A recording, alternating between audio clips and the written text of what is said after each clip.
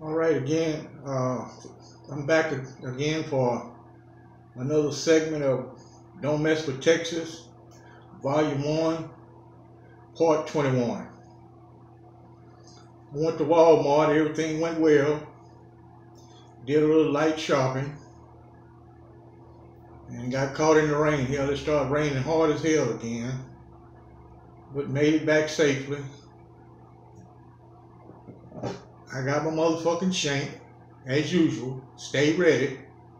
I sharpened this motherfucker up a little bit more. This motherfucker's so sharp, I can cut paper with it like a fucking razor blade. So you know what it'll do to a human's ass. All right, let's ride. A subscriber asked me to do a segment on James Dumacher. He was known as the baddest man on death row.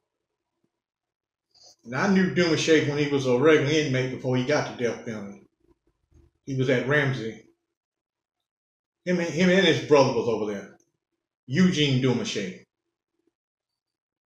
He worked in one hole with me. Now he went out, and soon after he was on the outside, he picked up a capital murder case, a murder and robbery. And he received the death penalty.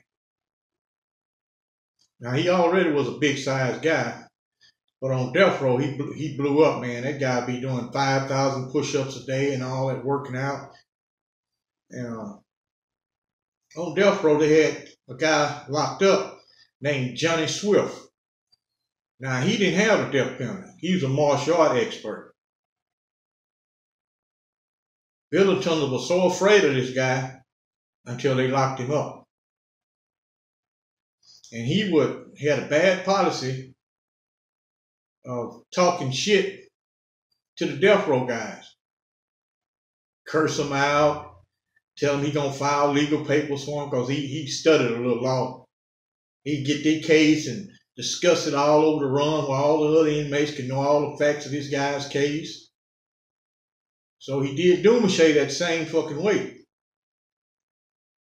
And when they went to the day room, back then they used to give us these big ass fucking pork chops, about like that, with the bone in. Dumacher had took the bone out of the pork chop and sharpened it up real good. And tore up a sheet and wrapped around and made him a nice hammer. Everybody, they in the day room. The guy sitting over there watching TV. Dumacher, after everybody got in the day room and the guard walked away, locked the day room door, and he walked away, Dumacher got up, just went over there and started stabbing this dude. Now, this motherfucker went out in style. He know martial art. He died fighting for his goddamn life. He had hit a fatal artery and it was all over with. He died right in the day room. They gave him a life sentence for that killing. Now, every time they get close to this guy's execution date, he try to stab or kill somebody.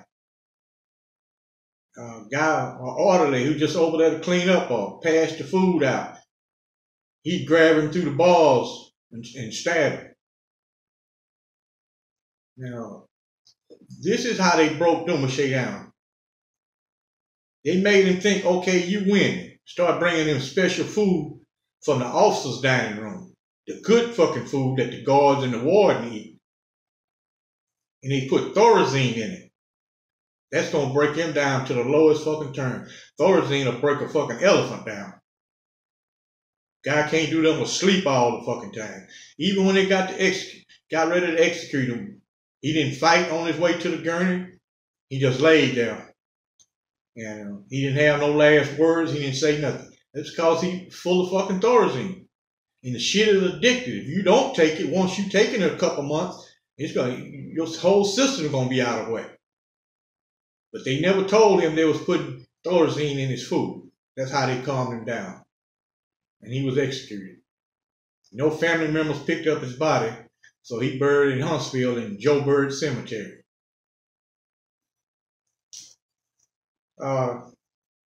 Once I had a cell partner we call Preacher, because he had a church on the outside. Man, he'd come back to the cell It was just shocking to him to see guys getting fucked in the shower. At the back row of the shower, that's where all the shit go down. Now, you can shower in all the other showers, just shower like me. I'd go in there and just take my fucking shower. I'm so used to seeing that shit, don't even affect me. I'd just go in there and shower and go in there and dry off, put my clothes on, get my ass out of there. But he'd come back to the cell every fucking day. Man, I seen him fucking that boy in the shower. Man, he looked like he liked it. Then another one started fucking him. This other one's over here getting his dick sucked. I say, hey, man, you got to learn how to mind your own business. Was the guy your homeboy or anything, a friend of yours, you know him from the outside? You say, no, man, but I'm just saying. Well, I say, I'm just saying, stay out of fucking people's business. It don't concern you. So we had a little young punk live on the wing with us. One day, I went up to the cell to get some rubber boots because I was going to have to work with a fire hose cleaning ad said rec yards, getting all that bird shit up and all that shit up. So I noticed he was up there at the punk cell talking.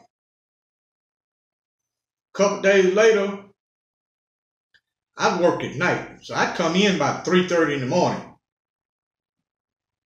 and he was up waiting on me.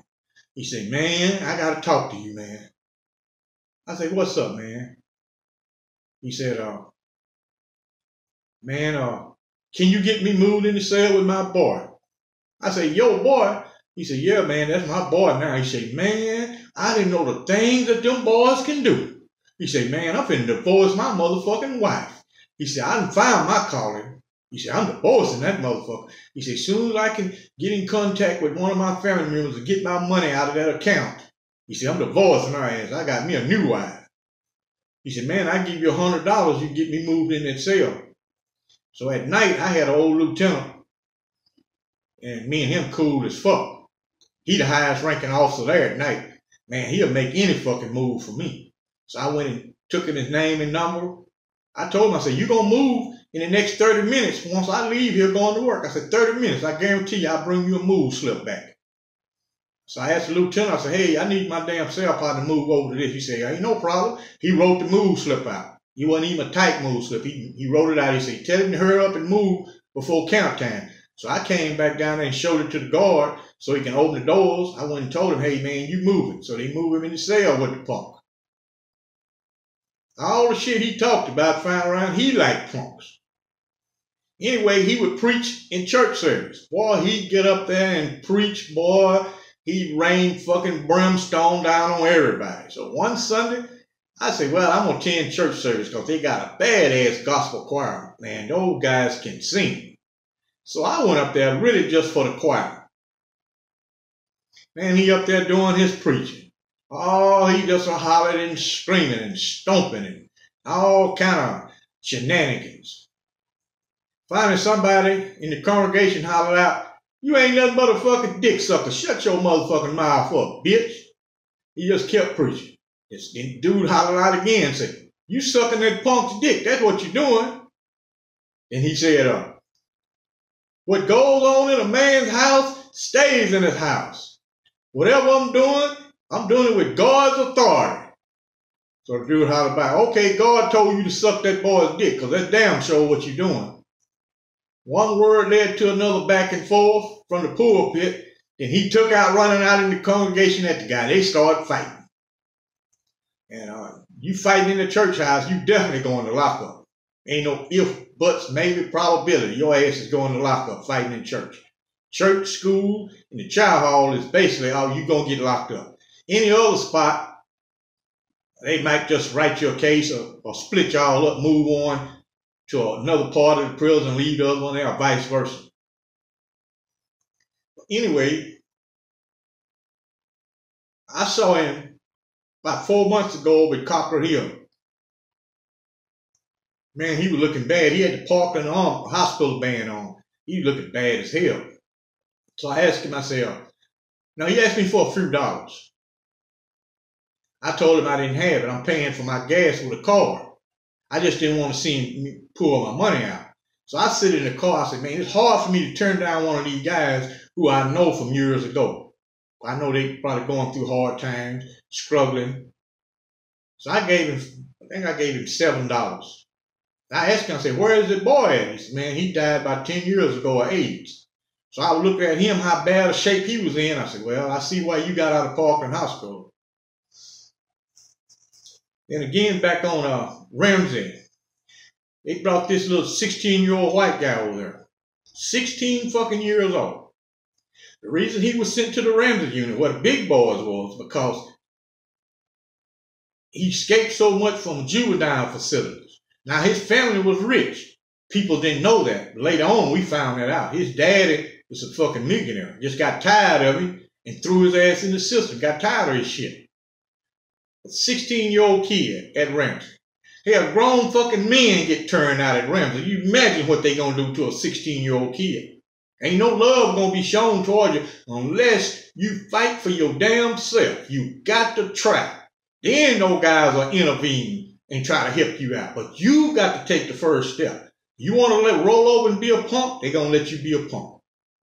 So this little motherfucker here, they ain't Billington wouldn't even let him go to the fields. They hooked it up with Big Bird where he ain't got to go to the field. He walk around, his starch clothes on. Even got his cell partner beat up. His cell partner trying to lace him up. Hey, man, you a 16-year-old white dude, man. The old dude's been here a long time, man. They gonna fuck you, man. That's why they got you out there with them, walking around and getting you comfortable. Why you think you don't work in the field? And you young, everybody else working the field but you. You know, one day we were sitting there. I think I was playing poker. Sitting there playing poker, and he come. We heard all that hollering and screaming. That motherfucker come running out of a building to the cell, buck naked, holding his asshole. Come down there where we was, telling everybody, please help me. God, y'all help me, man. Nobody would intervene because he had his cell partner beat up by the Billington. He went back and told the Billingtons what this guy told him, and they whooped his ass. Because they had a rule about no gossiping. Really, that rule was to protect them. They the one doing all the fucking dirty work. And the Billington came out, talked to him. He went on back up in the cell. Oh, he was just a holler and screaming. After that, man, he just ganging up the ass. Every time I look around, because we got a shower on our cell block. Somebody got him up in that shower fucking. We know when he getting fucked because we hear all that hollering. But they thought he didn't have no family or nothing, so they can just do him any kind of way. When that little white guy got a fucking visit, he wouldn't tell his mama that he was just too scared to fight, and he voluntarily let him fuck him. That ain't how he told it. He told his mama that they raped him, that the warden letting these black guys rape him, but they had just integrated the cell blocks. And Wildcat and Burr came down and told the black inmates, I don't give a damn about you fucking these white guys, but do not rape one of them. He said you can trick him out of it, you can buy it from him, you can flip-flop with him, we don't give a damn how you do it, but do not rape him. If you rape him, you finna answer to me. So we all knew that. Don't attempt to rape the white guys. And he went and told his mother. Mother went and told the warden. The head Billington, he picked 3 other Billingtons out and threw them under the bus, even though his punk ass was involved in it. But he runs the cell block. And that Monday we got ready to go to work. We heard all the fucking spurs, and I could hear old Lloyd's voice out in the hallway. They got the Billingtons out there, the field bosses jumping on them. They beating them up. No turnkeys and Billingtons, just the field bosses. And when we got out to the back gate, I'm in one hole. I'm the first one standing right there beside the major's horse. I'm the first one lined up. We lined up in pairs. Old Lord be on the other side of the fence waiting on us to come through the double fence. And from there, he take it on. And we got out there. They had all 3 of them standing aside. They wouldn't put the motherfuckers in one hole. He put 2 of them in 2 holes and put another one in 3 holes. None in 1 hole. I was looking at the major. I guess the look he had, and I'm looking at them, I guess he said, nah, he could see dudes in 1 hole mumbling. Because I went to solitary one night, motherfucker hit me in the head with a shitter brush, one of them fucking Billingtons. And I used to always say, man, I'm going to get this son of a bitch some kind of motherfucking way. I'm going to get him. He was in Toho. So we got to work. We working. And Captain Bad rolled over to me. He see I would stop working and look over in Toho. He say, shit, not now, old Lee. Not now. He the only motherfucker called me by my first name. He never say nigga. He never did. Cause when I first got to Ramsey, I knocked him off his goddamn horse, but that's another video. He said, not now. So I said, well, we got old Lord. He down for any kind of fucking violence, especially one hoe involved. So I eased over to old Lord. I said, say, old Lord. I said, that old thing over there. I said, that motherfucker hit me in the head with a fucking shitter brush one night. They was taking me to solitary. He said, hey, shit. Old Striker, why you telling me? You want me to shoot the nigga for you? Hell, I'll loan you my goddamn gun. You scared of him? I say, no, sir. I'm just letting you know because I'm probably finna kill this son of a bitch. That's why I'm telling you that. He said, goddamn it, kill him. I don't give a motherfucker. Kill that son of a bitch. Oh, Lord, will send him right on to hell. That's why I send the rest of them. So we working. I ease over there. I still had the agate. I hit that son of a bitch in the top of his head. And all hell broke loose. The rest of my Dallas homeboys, man, they come running.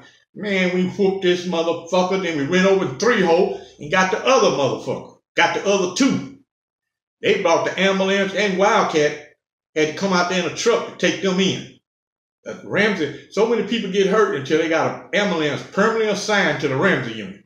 So many fucking people get hurt. It was just like an ESAM. Had their own ambulance sitting right there. And a fire department. Can you believe it? Inmate fireman with a real motherfucking fire truck. Anyway, that's enough of my ranting and raving. Because I done went a little bit over than what I was planning to. I was planning on making this real short. Anyway, I was going down West Davis, jamming Snoop Dogg, gin and juice. Doing a drive-by, never crossed my motherfucking mind. I still had my motherfucking shank. I was ready. I pulled up to the light beside the motherfucker. I was looking at him. He was looking at me. I reached and got my motherfucking shank. He drove off. He must know about this motherfucker. Anyway, we done rolled enough. We're going to ride again tomorrow. If it's some shit jump off, I'll give y'all a call. Hell, I'll send you an email. Y'all be ready. I appreciate y'all listening to my ranting and raving. Like and subscribe. And you guys have a good night. Thank you.